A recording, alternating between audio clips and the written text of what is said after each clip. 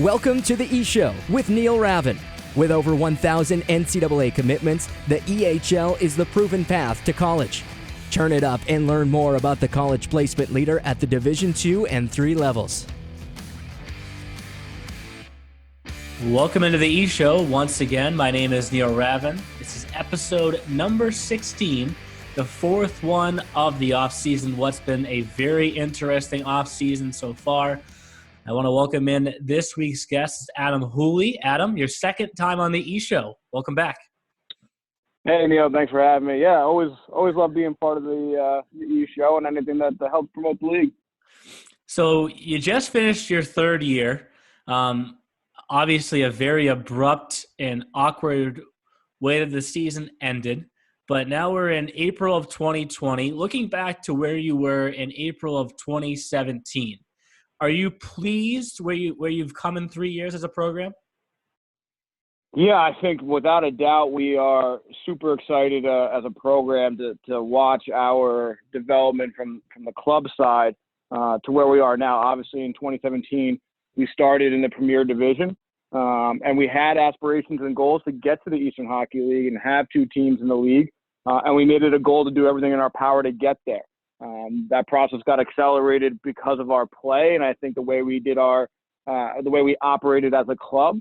And we couldn't be more thrilled to be here now and during our third year into the EHL. And now it's just continuing to do what we do well, continue to raise the bar and make our program similar to a lot of other programs in the league, make it a staple in the Eastern Hockey League and a staple in junior hockey as a whole.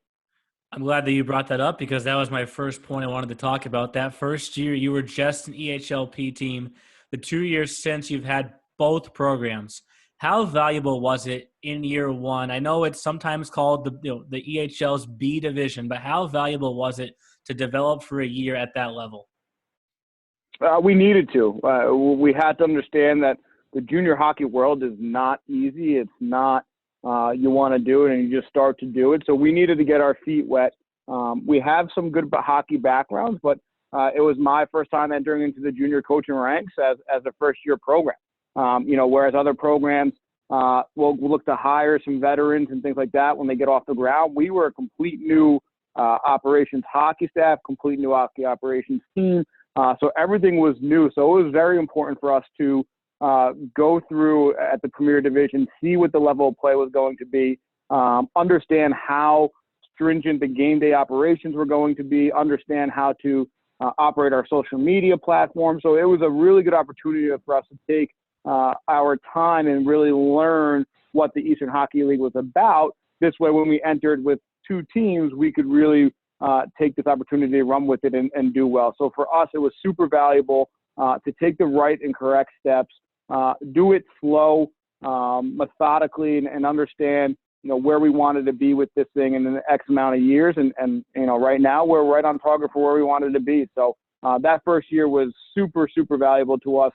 We always refer back to it when me and Matt, my partner and assistant coach, talk about our teams and our success, that it came from that year and those players who brought into what the 87's were about to be. And you say the word we a lot. You brought up Maddie's name, Matt Kiernan, and you, co-owners and co-coaches. Obviously, 2017-18 was your first year. How far back, though, do we have to go? And what year was it when the two of you got together and said, we're ready to do this? Me and Maddie, obviously we go way back.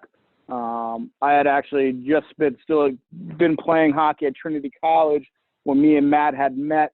Matt kind of took me under his wing when I came home to play in the summer, and he had a really good group of guys to play with, so it helped keep me in shape playing with his team and those players. And we just formed a bond over really everything hockey. And was the main factor, but we just really kind of formed a great relationship over the next 8-9 years. And then my first go into coaching at the youth level, I had asked Matty to help me because I liked his hockey mind and his brain to help me at the youth side. And we did a really good job in 2 years of coaching at the youth level. And we just both got tired of just doing what we were doing at the time and decided, hey, let's make a run for this. Let's go see if we can coach a junior hockey team and operate a junior hockey team. We both have good experiences. We think we can do this. So that conversation probably started in 2015. And as you can see, we didn't get started until 2017. So it took a lot of planning. We had a really strong business proposal. We really wanted to look at everything to see if we can make this work. And that's why I went back to before. It's not for everybody. You can't just start something. You have to really plan. And I give a lot of credit to Matt there because he is the analytical side of what we do. He's awesome at forecasting and projecting where we need to be on the business side and the viability of that. So there's just a really good connection between us, a synergy that has worked, and it continues to evolve as we continue to grow. So, we started the conversation in 2015 and we got off the ground in 2017. And you started to kind of allude to my next question there. Being co-owners and co-coaches, you just think 50-50, split on everything that you guys do.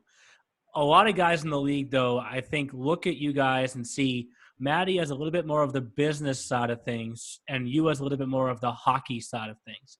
Is that a fair perspective? Yes and no. I think it's just a trust factor for the visual of other people to look at it that way. It's just easier to separate. But I certainly think Matty takes my input on the business side and where we can project from the hockey side that incorporates the business side. And Matty from the hockey side is a valuable asset to my staff and the recruitment process, being able to see an eye for talent. So I think it's a good way to kind of talk about our roles within the organization. But once we get into the nitty-gritty of it, we find a way to both help each other out where needed. But if I had to trust myself, I would be on the hockey side, and I would allow him to do the business side, and I think he would say the same. But we both like being a part of the process on each side. So it's been a pleasure relationship to work with, and hopefully it continues to go in the right direction, which we're super excited about it is. And we'll keep getting better at it. And now to bring the players into this conversation, a similar way that I started off the conversation with Bill Zanaboni last week, can you define the 87's culture?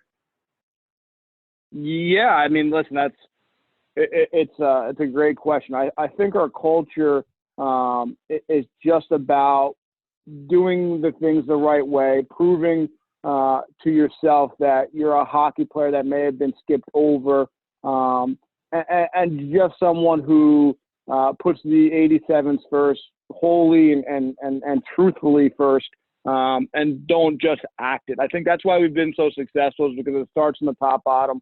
And our culture and about me and Matt is we put everybody else in front of us. As owners and coaches, we have to be successful. If we're not, it's directly affected upon us. I think the players understand that. So when we're grinding in practice, when we're grinding in a video session, they see we put everybody else before us. We'll spend 15 hours at the rink where our families are being affected and we're not home. So I think they see that. They see how early we get to the rink. When we travel, how well we take care of them.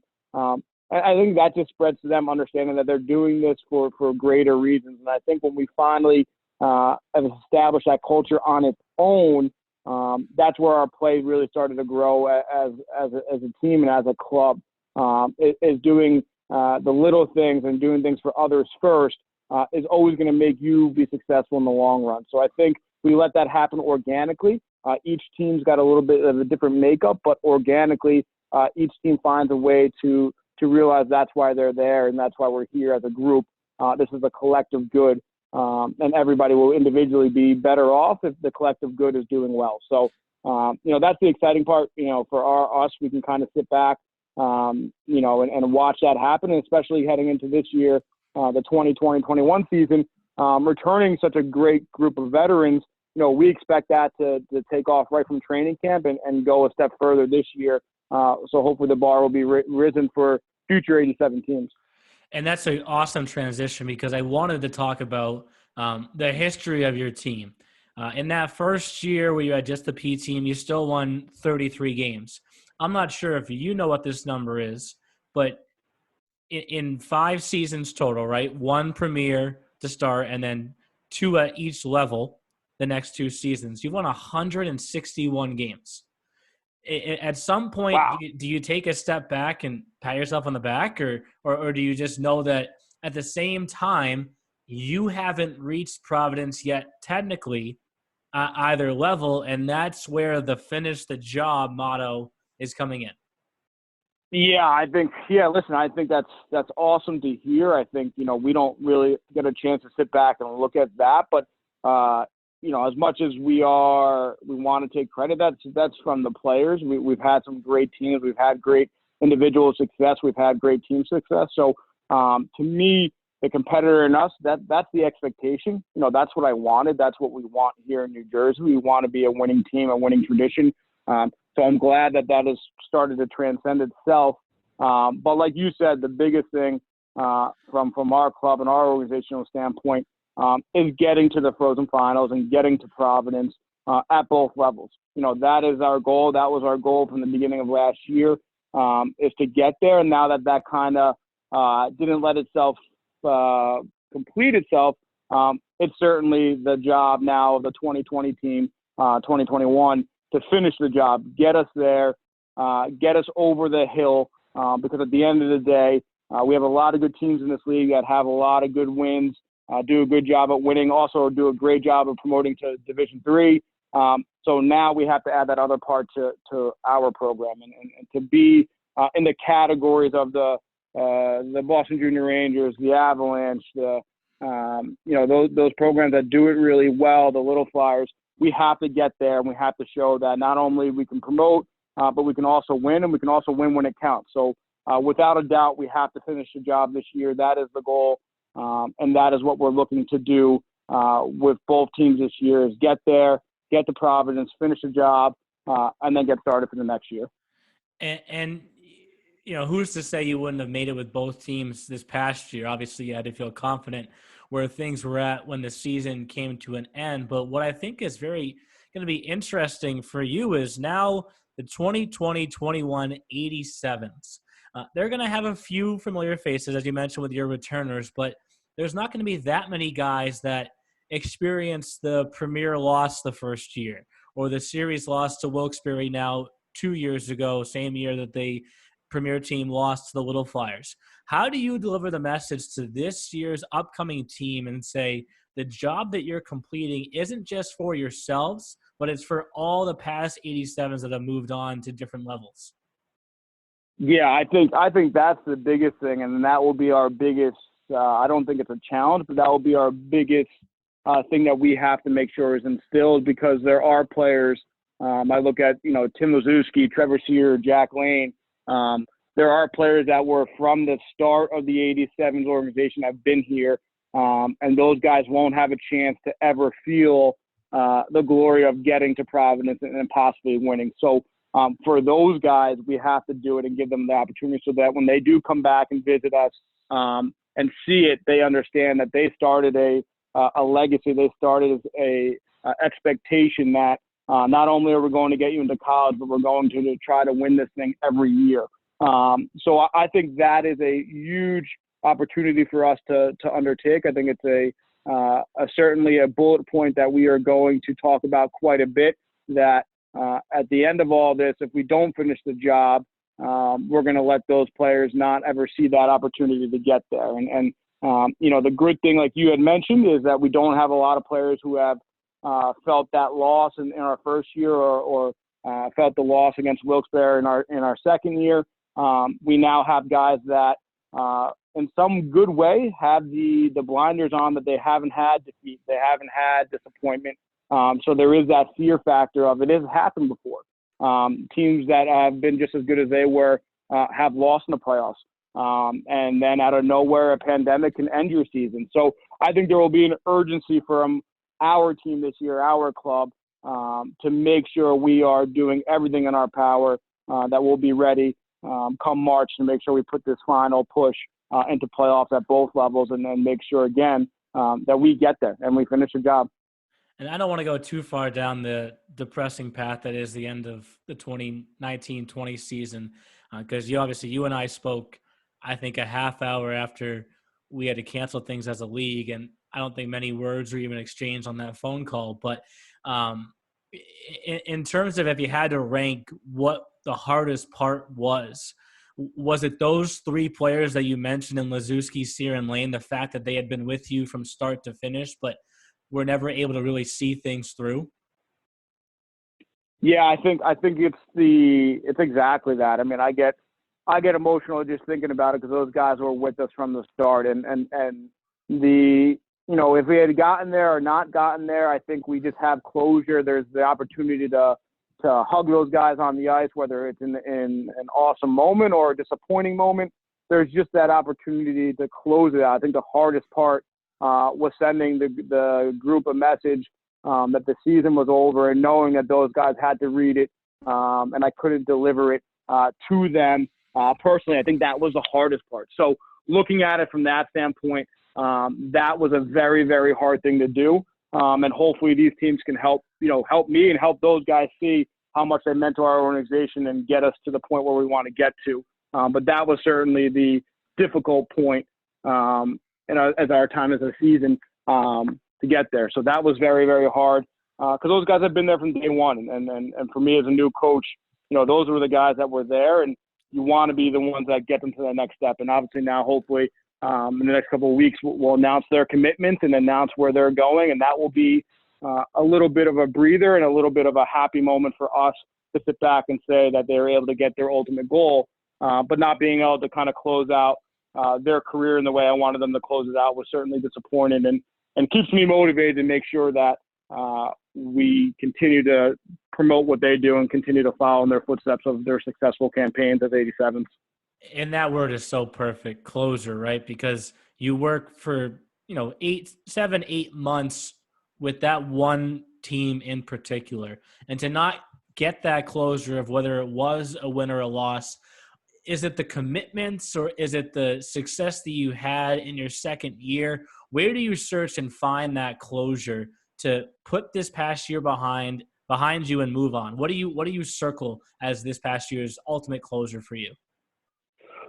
I think it was the commitment to the players who were eligible to come back, all coming back within 9 hours of April 7th. I think that to me was the closure on the 1920 season, because they understood the gravity of the situation and the unfortunate and wanted to be back within an instant. And I think that to me, as much as it was the start of 2021, it was the end of 1920 in a almost unglorious, respectful way that they made the commitment to each other that we're going to be back as a group. So to me, that was kind of where I circled, the year kind of is done. You get nervous as a coach that your players don't want to be back or they're going to explore other options. That was a fear, but I think them returning to being 87 helped me close the 1920 chapter and certainly get excited and very, very anxious to get started in 2021. And now shifting gears a little bit, I wanted to touch on some of the testimonials that have come in for your team that we're going to be announcing here and releasing with those graphics like we did for the Seahawks. And obviously your program hasn't been around for the entire existence of the EHL, but there were a number of quotes that really stuck out to me. So I want to work through a few of these. I want to start first and foremost, though, with yours. The EHL is a step above the rest because of the dedication from owners, coaches, and staff personnel to the development of each and every player, both on and off the ice. When you say owners, coaches, and staff personnel, is there one of those in particular that you think pushes the rest of them? Do you think that everyone as a whole, owners, coaches, and league staff, is what makes the league so special? Yeah, I think it's everything. I think it's the camaraderie between the coaches, the players. I think the All-Star Weekend, players coming together and being, friends throughout the year, but obviously super competitive on the ice. I think from the coaches, us being super competitive and not wanting to lose to each other, but understanding that the better that you are, the better you need to be. So, and the owners, again, pushing our players first and pushing our league first as their number one agenda. I think it just sets the course, the reason why we are a step above the rest, because we have that opportunity. I know from me, I can speak from the coach's side, we're super competitive. I know we're super friendly, and I know a lot of coaches get along and a lot of coaches respect each other. But you can ask every single one, you want to beat the next coach, right? For me, it was a goal. I want to beat every team in the league. I don't want to just be a good member, good team member. I want to win, and I think that sets us apart to keep competitive. And I think when each coach is competitive, you're going to go out and recruit the right players for our league, and that just puts everybody moving forward. So I think the collective group, the owners, the coaches and the staff, I think we do an awesome job from the social media side, really highlighting the player. Everything we do is about the player. And I think that's the biggest thing that the players want to see. It's a league for them. It's a league about them, and it's a league that they can come to and understand that they're going to get pushed to the next level and make it the right decision. So I think as a collective group, all three of those categories work in cohesion together. That helps us push forward and be truly a step above everybody else. And I'm not going to read every quote from every player, but there's a few lines that stuck out to me. So I'll start with Jack McDonough who goes to Manhattanville College now, only spent 1 year with your EHL team. But he says, Coach Houli works tirelessly to get players the exposure that they need and makes an unrelenting commitment to develop on-ice skills and disciplined character traits. When you hear a player like that say that about your program, how does it make you feel? Happy that is transcending into those players. And obviously, a player like Jack had a great resume, a great veteran presence, and for him to feel that about our program and feel that about us is a tremendous thing. I'm super ecstatic that he felt that way, and he's a valuable member of our alumni, and he's a player that we continuously track. So it's just good that that's kind of what he felt, because he's been a lot of different places, and I think coming to us in the EHL speaks dividends. It goes to why we're a step above, because he felt like that where he ended his career, that we did things differently. Obviously, that's what the 87's do, but as a league we do as well. So super exciting to hear. And that's a 1 year forward. Now let's go to a 1 year defenseman. I'll read a little bit more of this one. This is Jeff Lamour from who goes to Fitchburg State now. The 87's organization truly aided me in elevating my game to the college level. From the extensive work both on and off the ice to the unparalleled dedication of the organization in owning all facets of a player's games. Playing in the EHL for the 87's put me into a position to succeed.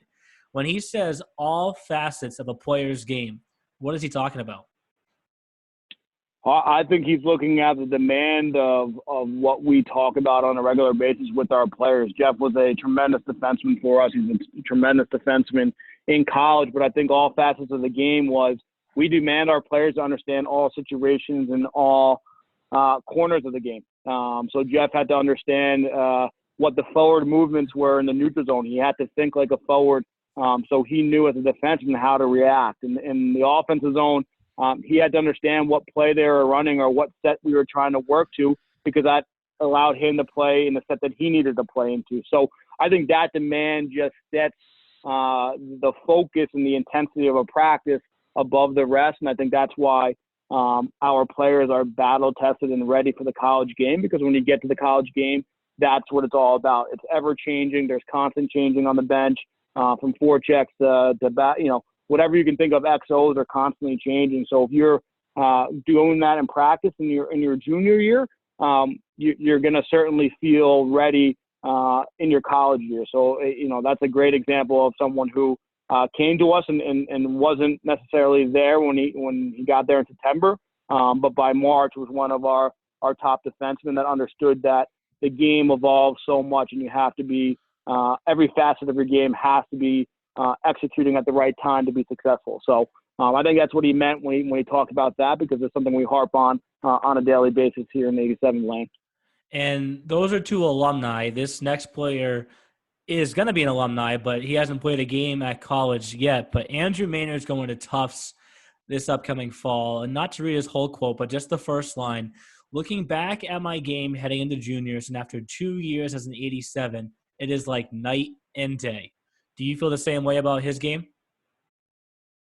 I would say that's not a super harsh look at his game, but I think he sees the benefits, and we saw the benefits in his game when we had recruited him. So I certainly think, yes, he is a way different player leaving the 87's, but I think we saw that it was there, and the potential in his game. And it's not always about the mighty and the glory. The teams that do well scout well, and he's a perfect example of someone that we studied and watched pretty hard throughout his year, and knew there was a hidden gem there. There was a hidden talent, and he got here, and he was such a good kid that he trusted us, that now he exploded onto the scene, and I think he's going to be a heck of a player at Tufts, and they're getting a really, really good, complete hockey player who will continue to make that program rise. So I'm glad he felt that as well, but I think that it was always there. We just found a way to get it out of him, and I'm glad he feels that way. And those are only 3 alumni that I wanted to share their stories for. But now as you recruit the future 87s, not talking about the kids that are returning, but the kids that are going to come play for your teams this upcoming year that have never played juniors before or have never played in the EHL or EHLP before.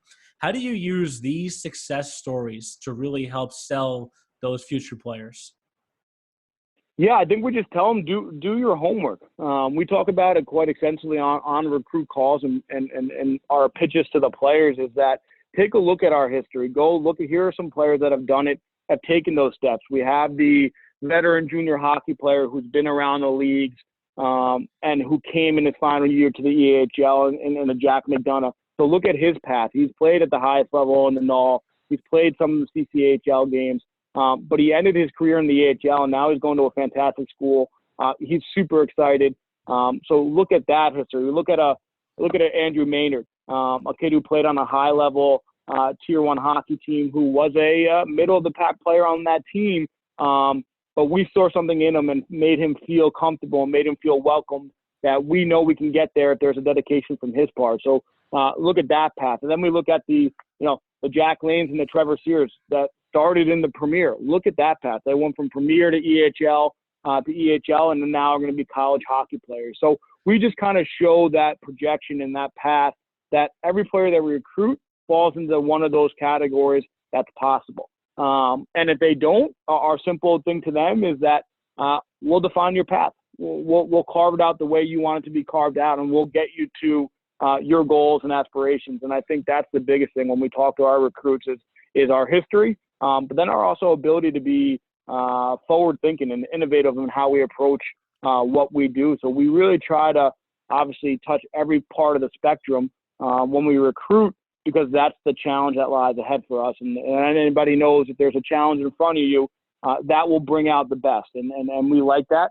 And I think our players like to hear that. They like to see a path they can follow. But they also like to know that if they are that player who wants to go off on a tangent, their tangent is going to get them in the right spot, because we're going to lead the way for them and we're going to direct it in that path. So I think incorporating all that together is what made us successful, what we do in our recruiting process, and being selective of who we want here and why we want them here. And continuing to look forward from your first year to your second year, you went from just a Premier team to teams at both levels. From year 2 to year 3, I noticed that maybe your EHL team wasn't totally playing their best hockey when the postseason began in their first year, but this most recent year, you were playing your best hockey. So each year, what I'm trying to say is, it seems like you guys have different goals that you try to accomplish throughout the year. So once you check one off, you move on to the next one. Obviously, it's a weird off season, but are there any short-term goals that you want to start off the 2020-21 season just right out of the gate? These are the goals we have to accomplish right away. Yeah, I want to assert ourselves right from the start. I want to come out of the gate and I want to punish, and I want to do what we do so well. I want to skate. I want to push pace. I want our game in September to be playoff ready if needed to be. And because if we get to that point, I think it allows us to continue to evolve and experience what we're going to need to experience, the ups and downs, sooner and later. This way we can project where we're going to need to be come playoff season. So for me, I know the way the year ended and the way the year we want to start, I think we want to come out ready to go. We want to be playing some really good hockey, really, really executing what we want to do on the forward side, the D side, and net from the coaching standpoint. We want to come out ready to go. We don't want to spend time trying to find ourselves. I think we have the group to do that in training camp. But when the puck drops for the regular season, we want to be ready to go. We want to celebrate. We want that horn to go off. We want to be ready to rock and roll come September 18th and be a team that is feared to be played. And obviously, setting that expectation for our players will be the goal. And it's not something that we're not going to do. We talk about it. We want it. We want to come out in September ready to rock and roll and then be ready to play some really good hockey. And now for a final fun topic, if you will, to put a bow on this. I appreciate you coming on for the second time. First of the off season here for you. You mentioned in the interview that the coaches in this league want to beat each other more than anything in the world, whether it's for the bragging rights or to ultimately have that trophy up at the end. You push each other every day for victories, for commitments, etc. In your time in the EHL, could be EHLP also, have you come across any players on opposing teams where you thought to yourself, damn, like I wish I had a kid like that skill set on my team?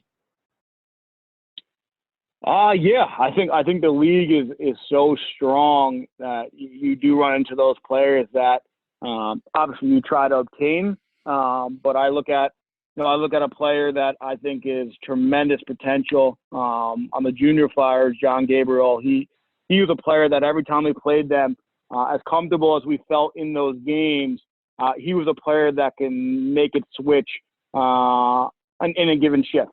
And that was someone that was fun to be a part of and watch, and see that ability that he had to make a change. He was able to go in corners and really physically assert himself. Then he had the soft touch in front of the net that he can make a rebound, in back of the net. So those were good players. I look at another player at the Revolution and Braden Patricia. Anytime he had the puck, you had to be aware. And those guys were fun to have to defend against and then get yourself ready to defend and play against. So, when the puck was on his stick, it could be in the back of your net. It could be a backdoor tap in. It could be, a shot off the bar and in. You had to be aware when the puck was on his stick. And those are always fun games to be a part of because you want to be able to shut down those players. So those are two guys that I got to play quite a bit in the South that were fun to play against. And obviously, you want your team to be looked at in that same way as can change in the shift and can be a threat every time the puck's on their stick. Well, in 2 interviews, I've heard 3 different names so far, so that's a good thing. And the last topic now, the last question, I'm going to end this the same way I ended the conversation with Coach Zanaboni last week. Say it's March 24th, 2021. You're in your first game at the Frozen Finals, and you're going into overtime. The starting 5 plus a goalie that you would put out there from the 87's, but you can pick any player from any year. Who would that lineup be? Oh, that's a good question. That's a loaded question, and I'm certainly gonna. I'm sure the boys will let me know that they wanted to be there. But I think that I'll give it an opportunity to the guys that didn't get that chance. So I think down the middle, I'd probably have Maynard in the middle. And I probably would support him with Jack Lane and Zach Tarantino. I think that line would certainly be a good line to have to start. They've been 87's for a long time. They understand the complexity of the situation. I think on the back end, I'd probably go with a Trevor Sear and a Timmy Lazewski. They've been a D pair that have played from the start all the way through the finish together. And in net, I'll probably go with Ian as my netminder, who I can trust to steal a game if need be, or keep it shut down if we had to keep it shut down. So I think those would be the 5 guys I would probably start with, and hopefully I'll be on the good side of the first shift in the game ending. Well, compared to last week's lineup, it's just as legit. So I appreciate you coming on, the second Team of the Week feature of the off season, and stay safe, stay healthy, and good luck with the rest of the recruiting. Thanks, Neil, and you as well, and I look forward to the 2021 season. Thanks for listening to The E-Show. Learn more at easternhockeyleague.org and follow us on Facebook, Twitter, Instagram, and YouTube. Also, be sure to subscribe and get notified when next week's podcast is released.